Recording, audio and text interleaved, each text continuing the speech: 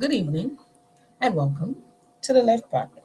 Mona Yisrael, Solonomics 111, episode 99 of the LEV Project, one shy of the LEV Project. I had planned to do something else tonight, but life doesn't always give you what you plan. So you have to have a level of flexibility. And being that I like to walk that talk, you can't just be so thrown off track that you got so many other things you could be doing. So I was like, hey, we up to episode 99. Let me knock out some of these chapters so that hopefully we could be finished. I was supposed to come back Thursday. That didn't work out, so my apologies. I am here on a late evening. Baby's asleep, no interruptions. So here we go. For those who have just joined us, this is the LEV Project. My name is Amuna Yisrael. Seems like I'm the community reader, and it's all good. A Girl's Life in Virginia Before the War by Letita Burrell. And of course, that war would be the 1861 war, the Civil War between the quote North and South. And this is a European woman. There are other books by European women, and I think this one helped me with my stamina to be able to get through them. I have another one that I promise you I've been reading for months, and it has just been so, just harassing to my spirit. I had to put it down, and the babies be like, "Mom, you still ain't finished that book yet?" And so I think I now have the wherewithal to drudge through that other book, and pick out whatever jewels may be in there.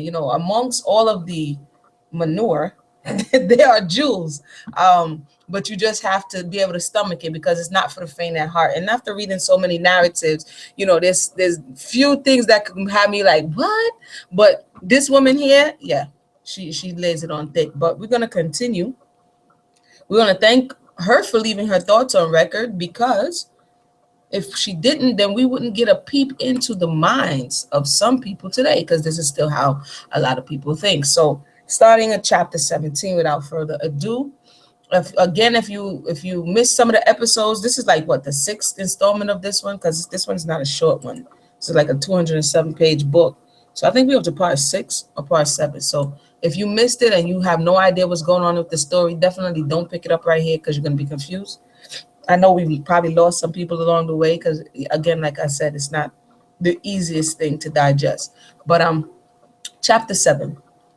O bright winged peace, long didst you rest over the homes of old Virginia, while cheerful wood fires blazed on hearthstones in parlor and cabin, reflecting contented faces and hearts full of peace and goodwill towards men. I just have to catch you up a little bit. She swears that everything was good.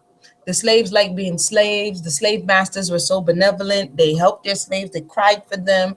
They helped them on their sick bed. And when they ran away and they wanted to come back, they open arms. They were like the best surrogate parents you can have. So this is her thought process. So you have to notice anytime she's talking about slaves, she may try to throw some cheap shots in there. She might try to throw some shade and sneak this in. But when she's talking about the Europeans, it's all flowers and lovely and potpourri. Okay, so no thought entered there of harm to others, no fear of evil to ourselves. Whatsoever things were honest, whatsoever things were pure, whatsoever things were gentle, whatsoever things were of good report, we were accustomed to hear around these parlor firesides.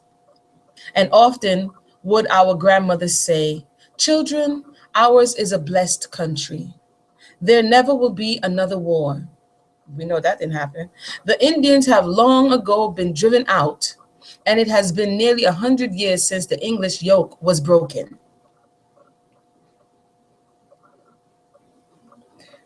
Again, history from their perspective.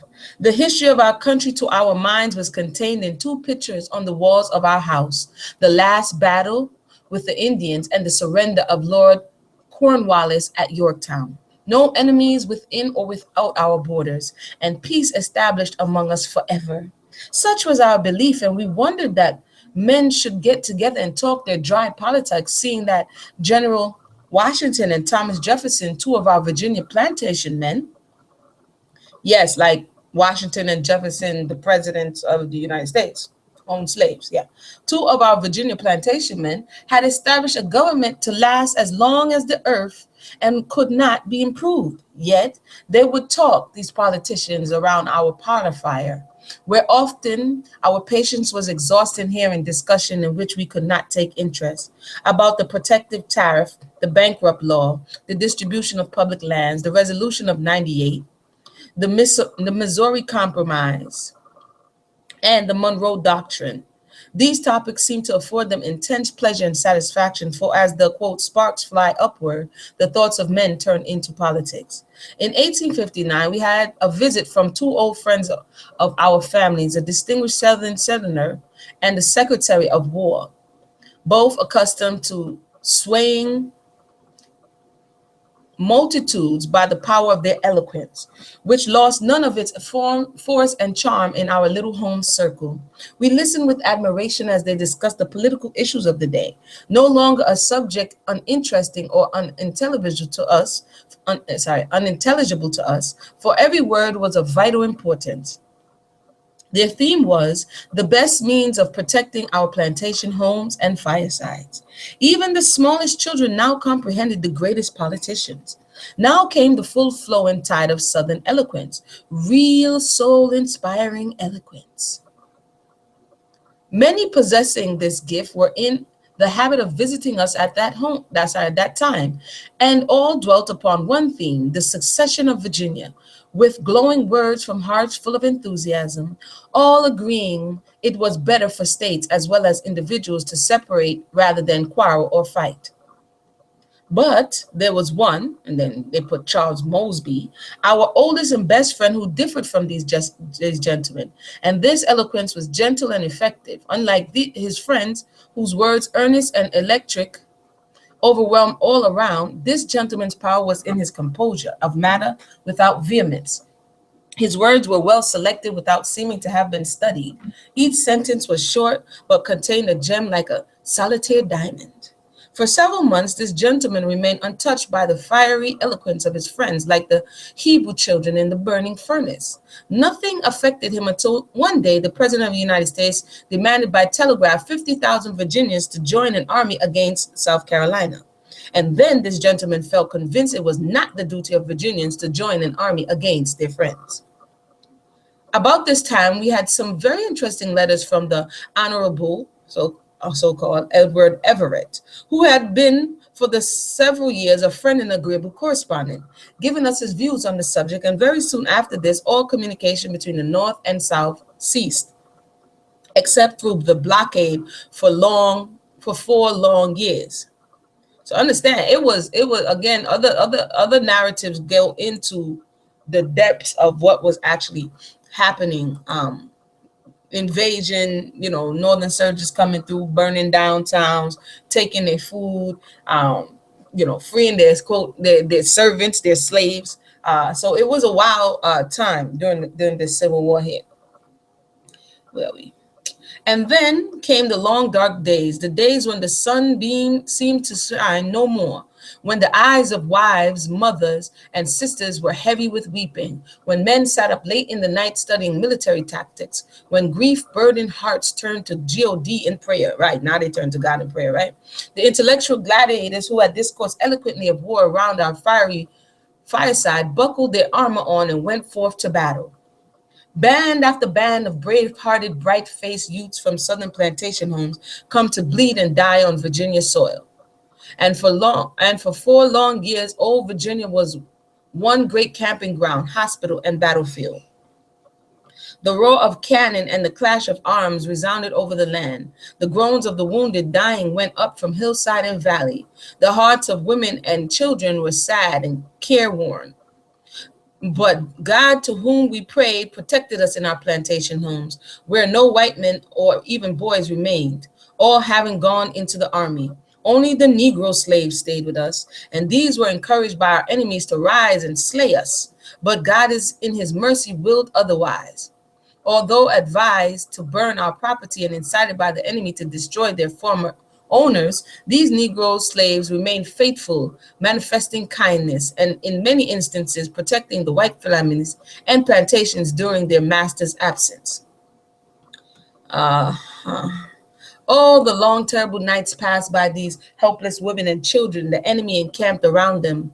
Now, I gotta mark these pages, man. This is why I like reading books, because I need to mark where I see stuff at.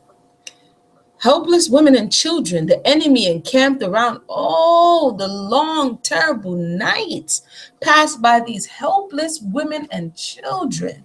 The enemy encamped around them. The clash of swords heard against the doors and windows, the report of guns on the air, which might be sending death to their loved ones. So you see the empathy, the feeling, the lamentation for helpless women and children as the enemy encamped around them. But when reflecting on themselves, making families, children, women, stripping them, debasing them, all of these things, they weren't helpless. They, get up, you ain't dying, get up and get to work. But why try to describe the horrors of such nights? Who that has not experienced them can know how we felt. Who can imagine the heart sickness when stealing to an upper window at midnight? I can almost guess who can imagine this type of tyranny. We watched the fierce flames rising from some neighboring home, expecting our own to be destroyed by the enemy before daylight in the same way. Wonder else who could identify with this here. Such pictures, dark and fearful, were the only ones familiar to us in old Virginia. Those 4 dreadful years. 4 dreadful years? 400 dreadful years. At last the end came. The end which seemed to us saddest of all. But God knows best. Though, quote, through fiery trials he had caused us to pass, he had not forsaken us. For was not his mercy signal shown in the in the failure of the enemy to incite our Negro slaves to insurrection during the war? Through his mercy, those who were expected to become our enemies remained our friends. And in our own home, surrounded by the enemy, those terrible nights, our only guard was a faithful Negro servant who slept in the house and went out every hour to see if we were in any immediate danger, while his mother, the kind old nurse, sat all night in a rocking chair in our room, ready to help us. Had we not then, amid all our sorrows, much to be thankful for? Among such scenes, one of the last pictures photographed on my memory was that of a Negro boy who was very ill with typhoid fever in a cabin not far off, and who became greatly alarmed when a brisk firing across our house commenced between the contending armies. His first impulse, as it always had been in trouble, was to fly to his mistress for protection. And jumping from his bed, his head bandaged with a white cloth, and looking like one just from the grave, he passed through the firing as fast as he could, screaming, "Oh, mistress, take care of me."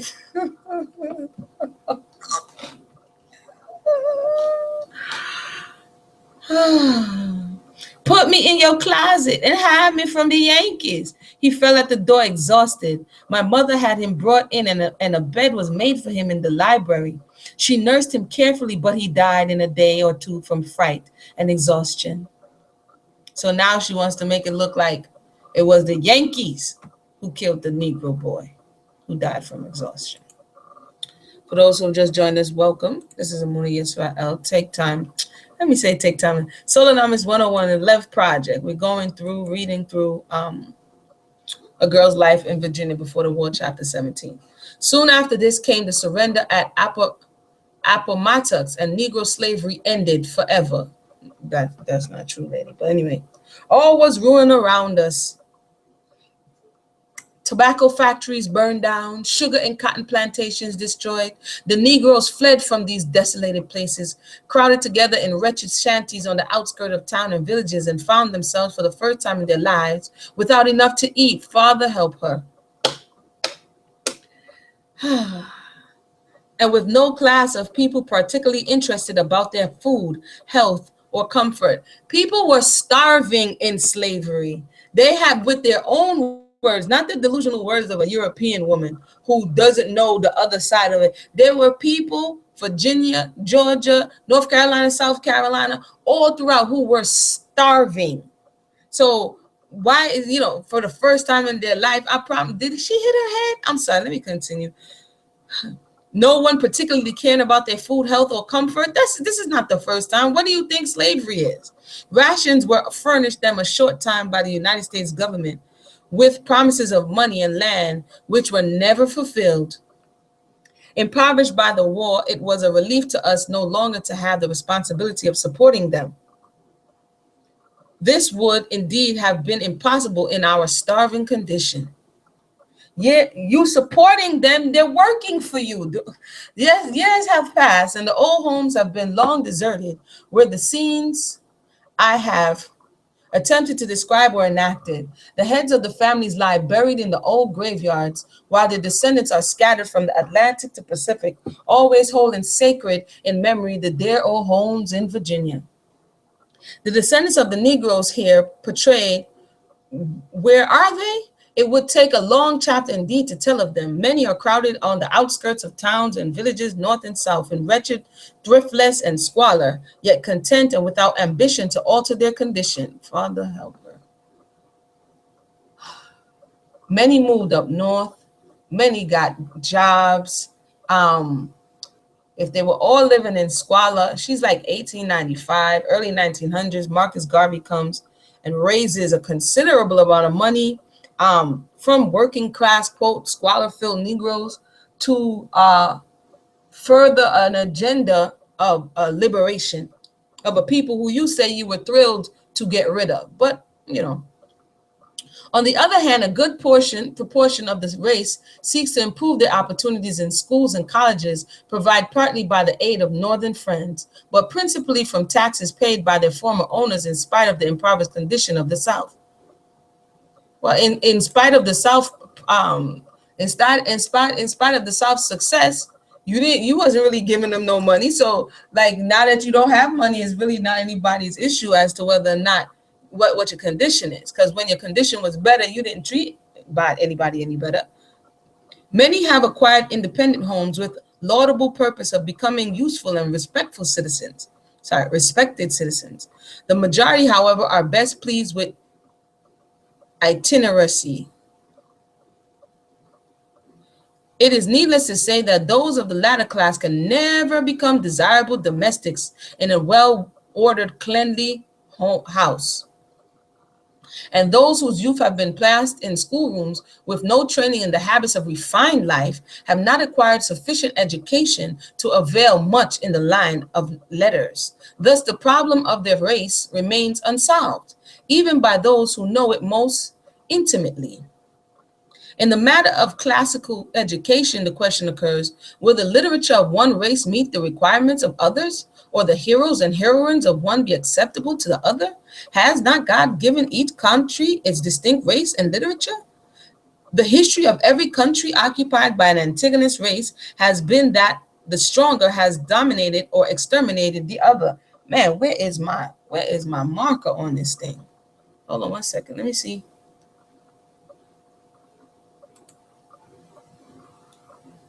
This is interesting here.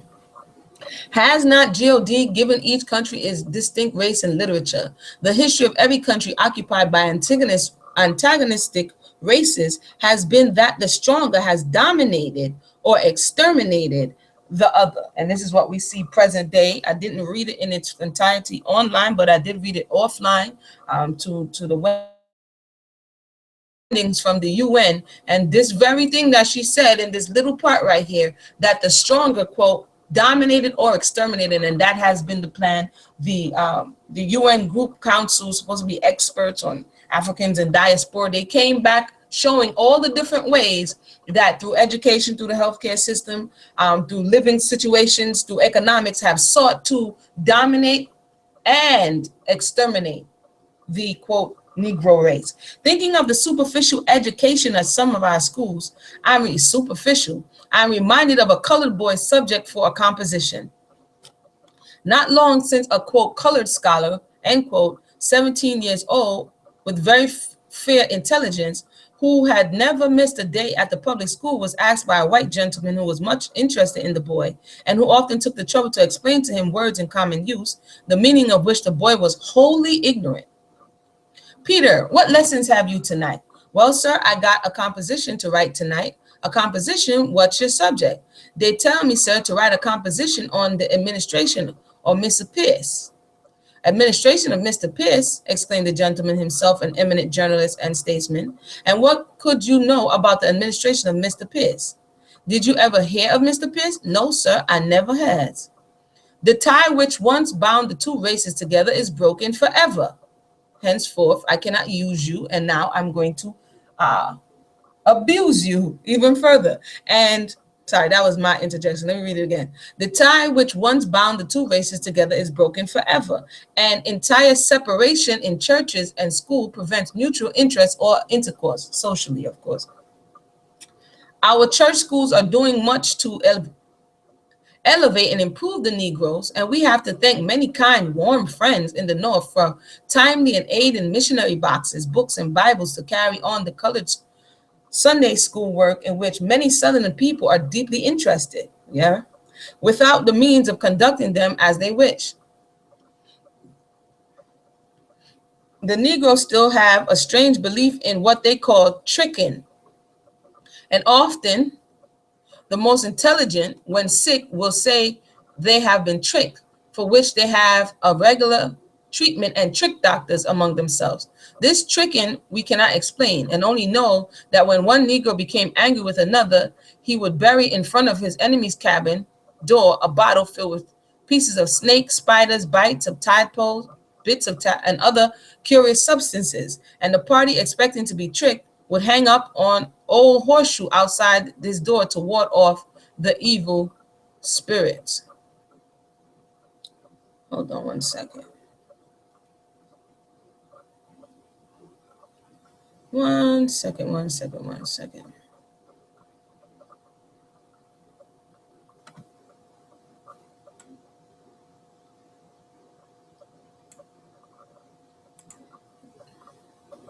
Give me a second.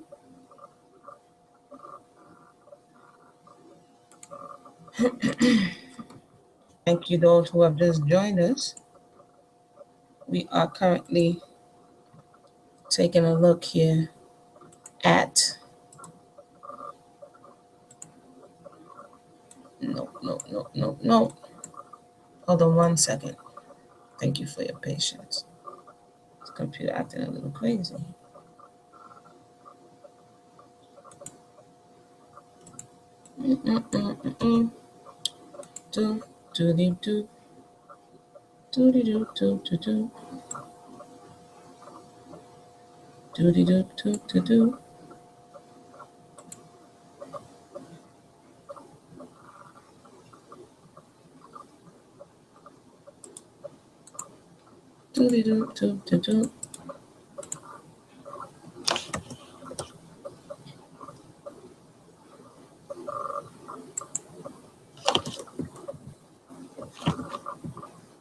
Hold on one second.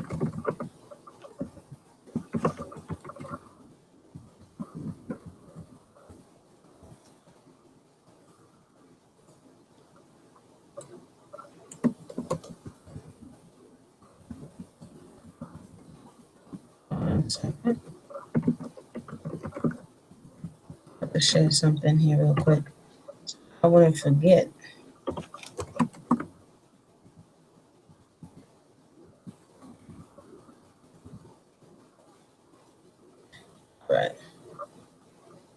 All right. Thank you for your patience.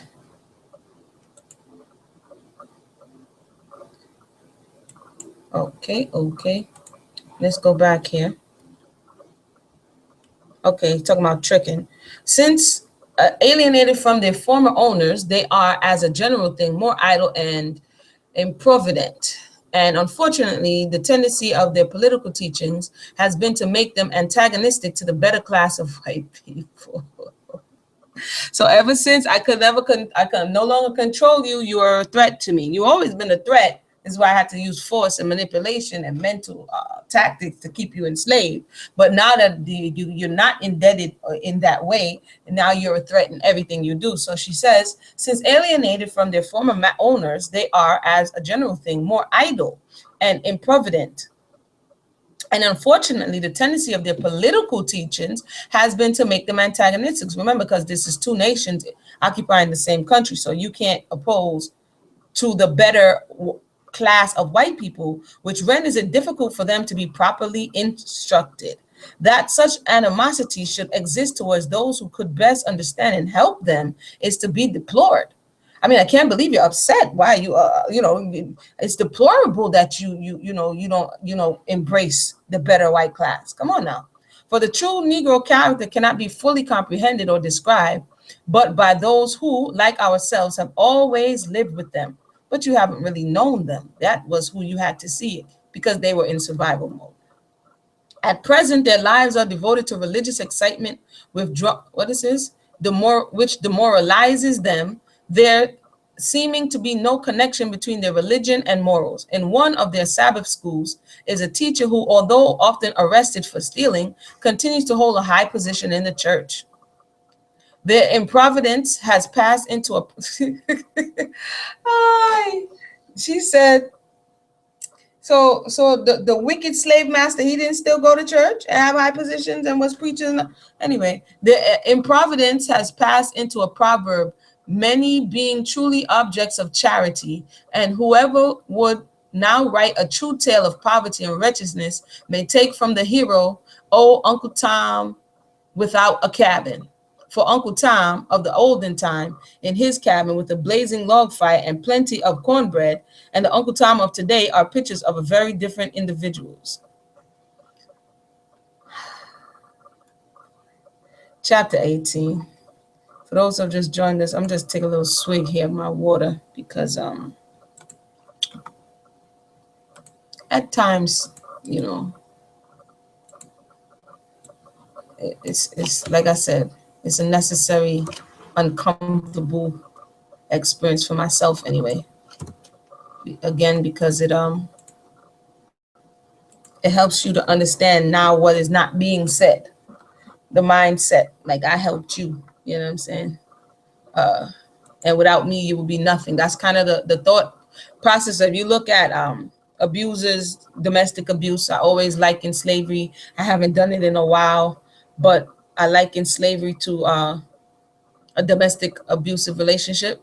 And so when the abuser loses the grip on the one who is being abused, that abuser still hurls insults like, you'll never be nothing without me. I'm the one who made you. Hold on a second. Gift. We'll get it back. Road game today. Come on, thing. The abuser will usually say things of that nature. I'm the one who made you. Without me, you would be nothing. Blah, blah, blah, blah, blah, blah, blah.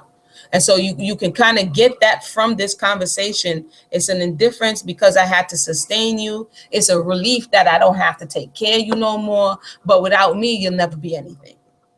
That's kind of like abuser language. So this further cements my theory of a domestic abuse institution, an institution of domestic abuse and maladaptive behaviors in which to operate and still are operating due to the injuries. So chapter 18. Oh, we're moving through. Reviewing these sketches of our early days, I feel that they are incomplete without a tribute to some of the teachers employed to instruct us. Even in the colonial days, our great-grandfathers had been sent to England to be educated so that education was considered all important in our family, especially with my father, who exerted his influence for public schools and advocated teaching the Negroes to read and write, and contending that this would increase their value as well as their intelligence. Determining that my sister and myself should have proper education, the advantages, he engaged while we were young children to most extraordinary woman to teach us, a Danish lady, better versed in many other languages than in our own. Her name was Henriquez, and her masculine appearance, mind, and manner was such as to strike terror into the hearts of youthful pupils. Having attended lectures at college in Copenhagen, with several female friends alike ambitious to receive a scientific education, Madame Henriquez scorned feminine acquirements and acquaintances, never possessing, to my knowledge, a needle or thimble. Her conversation was largely confined to scientific objects and was with men without, whenever possible, rarely descending to anything in common with her own sex. Sometime in school, our recitations would be interrupted by recollections of her early days in Copenhagen, and instead of pursuing a lesson in geography or grammar, we would be entertained with marvelous stories about her father's palace, the marble stable for his cows, etc. In the midst of correcting a French or German exercise, she would sometimes order a waiter of refreshments to be brought into the schoolroom and placed before her on a small table which had a history, being made, as she often related, from a tree in her father's palace grounds, around which the serfs, or aka slave, danced on the day of their emancipation. She had a favorite dog named Odin, I think that's the name of deity, which was allowed the privilege of schoolroom, and any girl guilty of disrespecting the dog was a serious disgrace. This Danish lady was succeeded by one of the wholly different type, all grace and accomplishments, a Virginian and the widow of Major Lomax, the United States Army. Mrs. Lomax had several accomplished daughters and who assisted in her school, and the harp and piano and guitar were household instruments. The eldest daughter contributed stories and verses which were greatly admired to periodicals of that day. One of these stories, published in Northern Journal, won for the prize of $100, and the schoolgirls were thrilled to hear that she spent it all for a purple velvet gown to wear to Miss Preston's wedding in Montgomery County. That was a lot of that money back in the day for a gown. In this school, Mrs. Lomax introduced a charming, where am I, corps of teachers from Boston, most cultivated and refined women who it will always be a pleasure to remember. Among these were Mrs. Dana, with her accomplished daughter, Miss Matilda Dana, when well known in the literacy world then as the writer of finished verses. We had also a bright, sweet-natured little French woman, Millie Roget, who taught her native language. Besides these teachers, we had a German gentleman, a Finnish pianist and linguist, and the recollections of those days are like the delicious music that floated around us then from the master's musicians. And of course, you can do all of this stuff when somebody else is doing all of your work. So you have time for, quote, the finer arts. But again, a lot of other, quote, classes of people in this country resort to working daily, so they really don't have time to be cocking up and boasting of the things of which she is boasting of at this time. After such pleasant school days at home, we were sent away to fashionable boarding school in the city of Richmond, presiding over by a great lady of great dignity, and gentleness of manner combined with high attainments. She was first Mrs. Otis of Boston and afterward Mrs. Meade of Virginia. At her school were collected many interesting teachers and pupils. Among the former Miss Prescott of Boston and Miss Willis, sister of N.P. Willis, both lovable and attractive.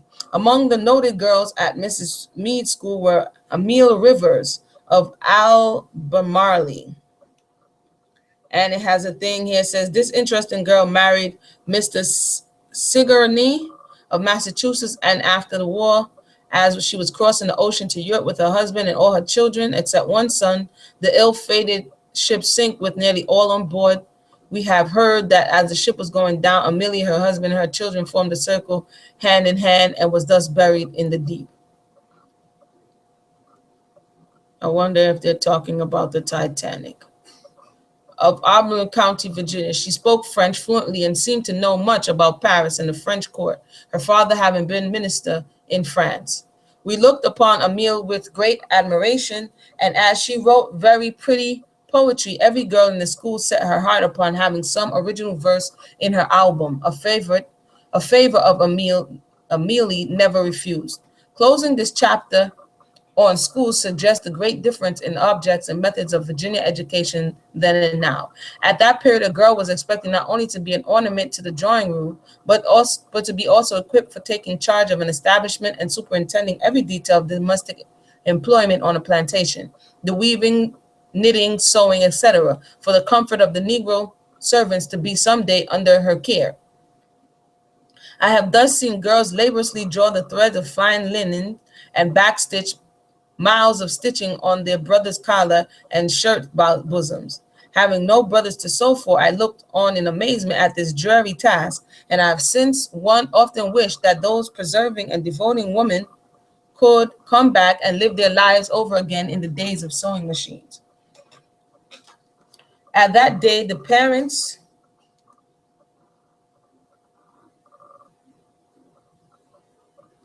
At that day, the parents of a girl would have shuddered at the thought of her venturing from a day's journey without an escort on a railroad car, being jostled in a public crowding, or exposing in any way to indiscriminate contact with the outside world, while the proposition of a collegiate course for a woman would have shocked every sensibility out of the opposite sex.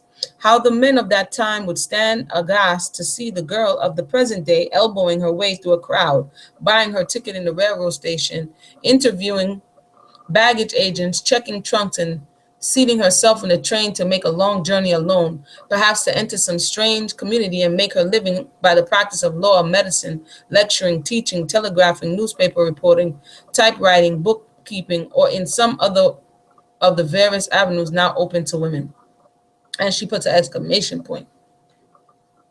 Whether the new system by any improvement upon the old remains open for discussion. It is certain that these widely opposed methods must result in wholly different types of feminine character. And now we're up to page chapter 19. Let's keep going, shall we? Chapter 19.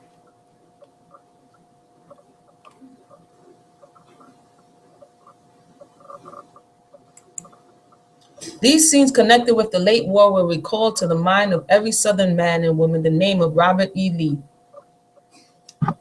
a name which will be loved and revered as long as home or fireside remains in old Virginia, and which sets the crowning glory of the list of illustrious men from plantation homes. Admiration and enthusiasm naturally belong to victory, but the man must be rare indeed who in defeat, like General Lee, received the applause of his countrymen. It was not alone his valor, his handsome appearance, his commanding presence, his perfect manner, which won the admiration of his fellow men. One, two, sorry. His fellow men. There was something above and beyond all these, his true Christian character. Trust in God ennobled his every word and action. Among the grandest of human conquerors was he, for early enlisting as a soldier of the cross to fight against the world, the flesh, and the devil. He fought the good fight, and the victor's crown awaited him in the kingdom not made with hands. Okay. Trust in God kept him calm in victory as in defeat. When I remember General Lee during the war in his family circle at Richmond, then at the height of his renown, his manner, voice, and conversation were the same as when a year after the surrender, he came to pay my mother a visit from his Lexington home. His circumstances and surroundings were now changed. No longer the stars and epaulets adorned his mannerly form, but dressed in a simple suit of pure white linen. He looked a king, and adversity had wrought no change in his character, manner, or conversation. To reach our house, he made a journey of his old war horse, Traveler, 40 miles across the mountains, describing which on the night of his arrival, he said, "Today, an incident occurred which gratified me more than anything that has happened for a long time. As I was riding over the most desolate mountain regions, where not even a cabin could be seen, I was surprised to find on a sudden turn in the road two little girls playing on a large rock. They were poorly clad, and after looking a moment at me began to run away. Children, said I, don't run away. If you could know who I am, you would know that I am the last man in the world for anyone to run from now. But we don't know you, they replied. You never saw me before, I said, for I never passed along here. But we do know you, they said, and we've got your picture up yonder in the house, and you are General Lee, and we ain't dressed clean enough to see you. With this, they scampered off to a poor little hut in the mountainside. I was gratified. What is it? It was gratifying to him to find that even in this lonely mountain hut, the children had been taught to know and revere him.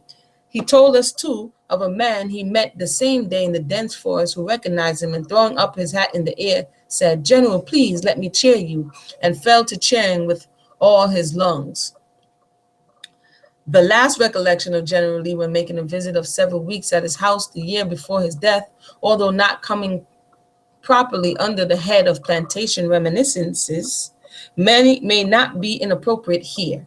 It has been said that a man is never a hero in his valet, but this could not have been, said the General Lee, for those most intimately connected with him could not fail to see continually in his bearing and character something above the ordinary level, something of a hero.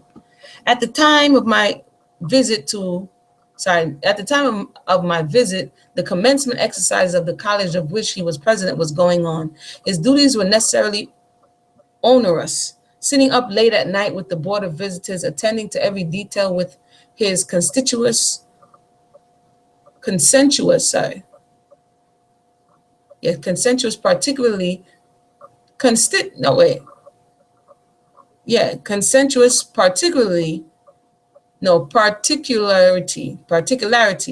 There was little time for him to rest. Yet every morning of that busy week, he was ready with his prayer book under his arm when the church bell called its members to sunrise service.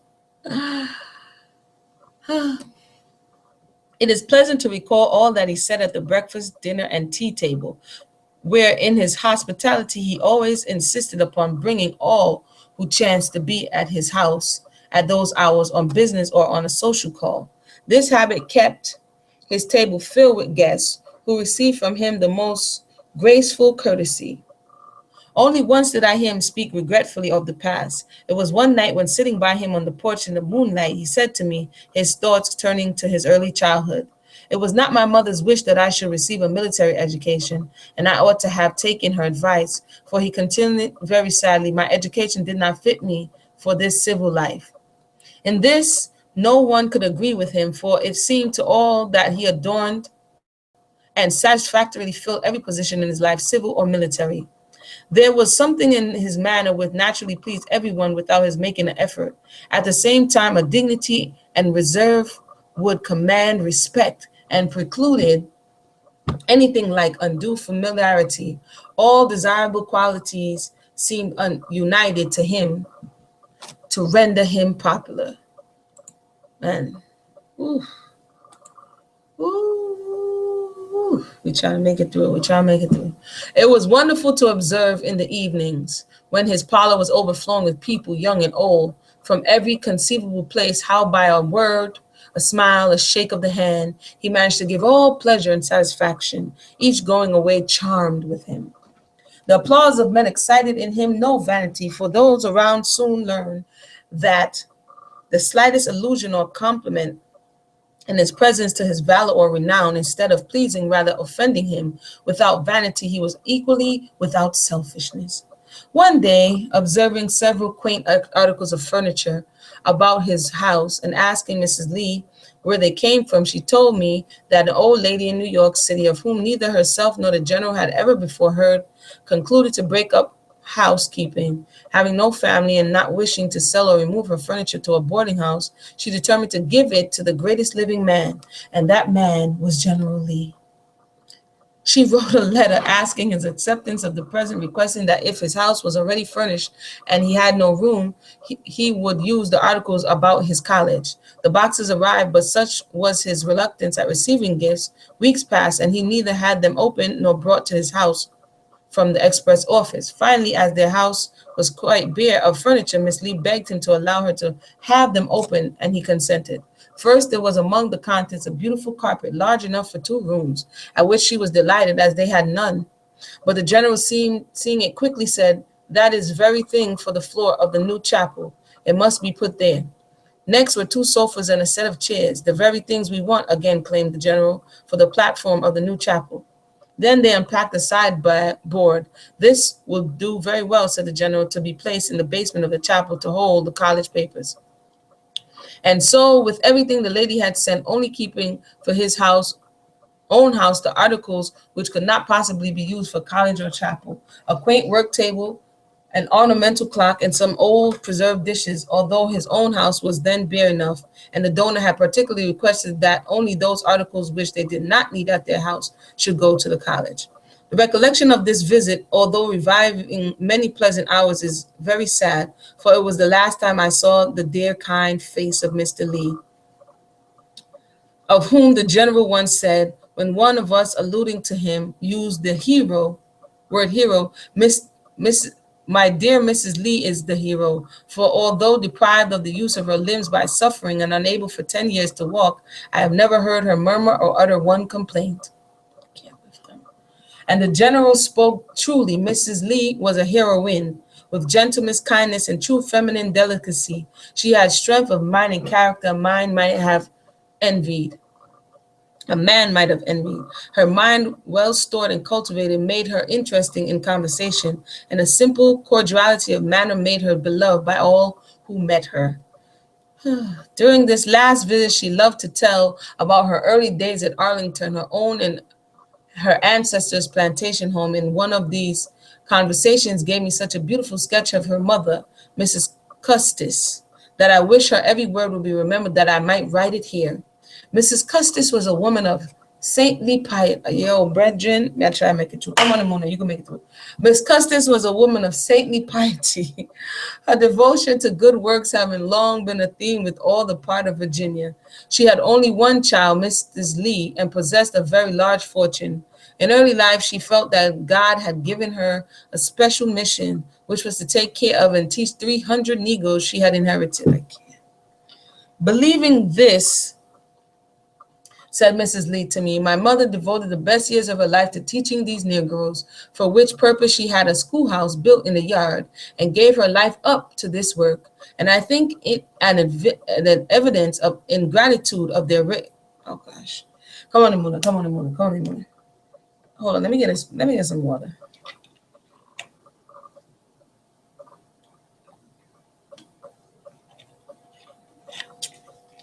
Believing this, yeah. So the woman gives up her life work, right? I think it an evidence of this ingratitude of their race that although I have long been afflicted, only one of those Negroes have written to inquire after me or offered to nurse me. These last years of Miss Lee's life were passed in much suffering, she being unable to move any part of her body except her hands and head.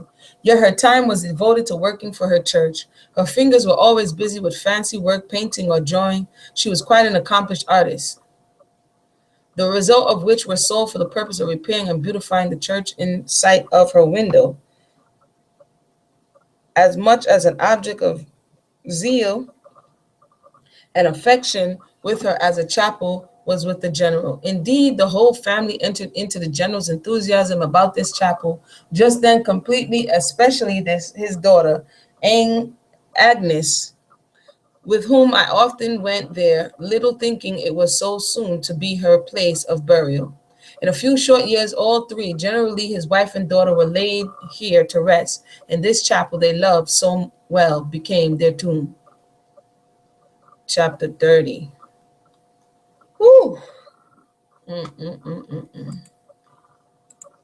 Chapter 30. We're going to try to work it on out. Let's see if we could get through this and end this book today. I'm going to have to do a little bit overtime, but I think it could be done.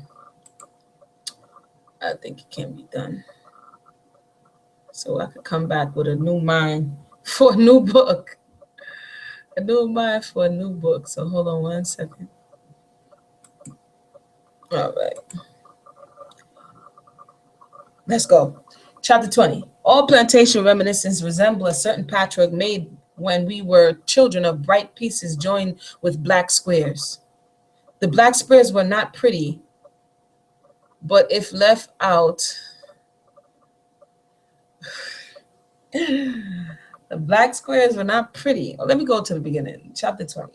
All plantation reminiscences resemble a certain patchwork when we were children of bright pieces joined with black squares. The black squares were not pretty, but if left out, the character of the quilt was lost. And so with the black faces, If left out of our home pictures of the past, the character of the picture is destroyed. What I have written is a simple record of facts in my experience without an imaginary sense or character. Why did she have to put that if it wasn't? Because it definitely was imaginary. Intended for the descendants of those who owned slaves in the South and who may in future wish to know something of the lofty character and virtues of their ancestors. The pictures are strictly true. This is the second time she's trying to affirm that they're fact and true. And should it be thought by any that the brightest have alone been selected, I can only say I knew no others. Right. It would not be possible for any country to be entirely exempt from crime and wickedness. And in Virginia, too, these existed. For prisons, penitentiaries, courts of justice were here, as everywhere necessary. But it is my sincere belief that the majority of Southern people were true and good, and that they have accomplished more than any other nation towards civilizing and elevating the Negro race may be shown from the following paragraph in a late magazine. Quote, from a very early date, the French had their establishment on the western coast of Africa. In 1364, their ships visited that portion of the world, but with all this long intercourse with the white man, the natives have profited little. 5 centuries have not built, civilized them so as to be able to build up institutions of their own. Yet the French have always succeeded better than the English with the Negro and Indian element. Civilization and education are slow, for, says a modern writer, after the death of Roman intellectual activity, the 7th and 8th centuries were justly called dark. If Christianity was to be one of the factors in producing the present splendid enlightenment, she had no time to lose and she lost no time. She was the only power at that day that could begin the work of enlightenment, and starting at the very bottom, she wrought for 900 years alone. The materials she had to work upon were stubborn and unmalleable. For one must be somewhat civilized to have a taste for knowledge at all, and one must have something to be civilized at. She had to carry on the double work of civilizing and educating. Her progress was necessarily slow at first, but after some centuries it began to increase in arithmetical progression until the 16th century. Then our ancestors performed a great work, the work allotted them by God, civilizing and elevating an inferior race in the scale of intelligence and comfort. That this race may continue to improve and finally be the means of carrying the gospel into their native Africa should be the prayer of every earnest Christian. Never again will the Negroes find a people so kind and true to them as Southerners have been. There is much in our lives not intended for us to comprehend or explain, but believing that nothing happens by chance and that our forefathers had done their duty in the place in it had pleased God to call them, let us cherish their memory and remember that the Lord, God, omnipotent reigneth. Oh, see, we pushed through. Hold up. This is the end. And that therefore, for he who rules each wondrous star and marks, this is a poem, I suppose, the feeble sparrows fall, controls the destiny of man and guides events, however small. Man's place of birth, his home, his friends are planned and fixed by God alone. Life's lot is cast and death he sends for some wise purpose of his own. And that's the end. I'm glad I said push through. Whew. That's the end of that's the end of Latita there. And as she found the need to affirm that she was actually telling the truth, as she said in the beginning that, let me go back to the beginnings because it's very interesting to hear what she says in the beginning and the end to see where her mind was at. So in recapping, and she started off, again, this book is supposedly written in hold on, 1895. So this is well after everything has already gone down. And the purpose to write, she said, is this in her preface, in case we have forgotten, so that we can know how to process this narrative. She says, the dedication, dedicated to my nieces who will find in English and American publications such expressions applied to their ancestors, which would be her and those like her, as cruel slave owners, quote unquote, inhuman wretches, quote unquote, southern taskmasters, dealers in human souls. From these, they will naturally recoil with horror. My own life would have been embittered. So this is the justification. Had I believed, so she chose not to believe, myself to be descended from such monsters. So she classifies this behavior: cruel slave masters, inhuman wretches, southern taskmasters, dealers in human soul. She calls it monstrous. And so she has to distance herself from that narrative in order for her to appease her conscience. She goes on to say, and that those who come after us may know the truth.